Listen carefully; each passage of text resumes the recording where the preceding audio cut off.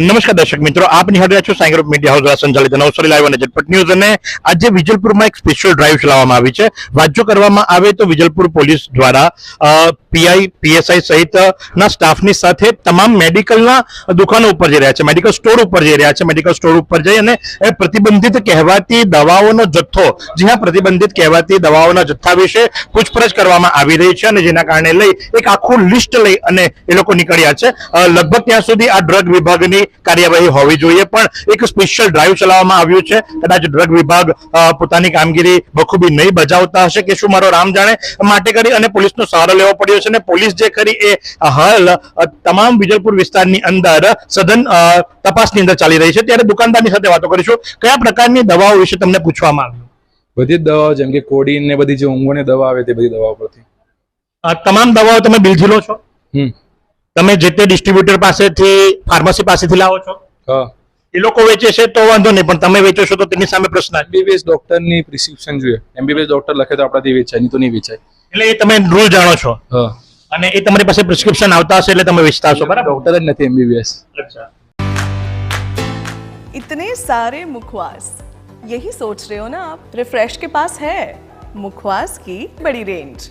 Search करो, click करो, life को रिफ्रेश करो। તો આ વિસ્તારની અંદર કોઈ એમબીબીએસ ડોક્ટર નથી એવું એમનું જણાવવું છે દુકાનદારનું, અને એમ કેવું છે કે ભાઈ આ બધી દવાઓ જે એવી છે કે જે ઊંઘની દવાઓ છે કે જે નશાકારક દવાઓ છે, એ આપણને સ્પષ્ટપણે ખ્યાલ આવી ગયો। અને નશાકારક દવાઓ જે ખરી, નશાકારક દવાઓ માત્ર અને માત્ર એમબીબીએસ ડોક્ટરના પ્રિસ્ક્રિપ્શન થકી જ વેચાતી હોય છે। બહુ સાચી વાત છે ને, એવું જ હોવું જોઈએ। પણ જે પ્રોબ્લેમ્સ છે, જે પ્રોબ્લેમ્સને ધ્યાનમાં રાખી અને તપાસ ચલાવવામાં આવી હતી અને તેમાં જોવું છે પ્રમાણે કે માતૃશ્રી મેડિકલ સ્ટોર જે બરાબર વિજલપુર પોલીસ ચોકી જે આવી છે સુરેન્દ્રનગર પાસે, ત્યાં એમની પાસે તપાસ કરવામાં આવી હતી। તો આ એક દુકાન બતાવી, પણ વિજલપુરની અંદર તમામ દુકાનોની અંદર, જી હા, વિજલપુરની અંદર તમામ દુકાનોની અંદર આ પ્રમાણે પૂછપરછ કરવામાં આવી રહી છે।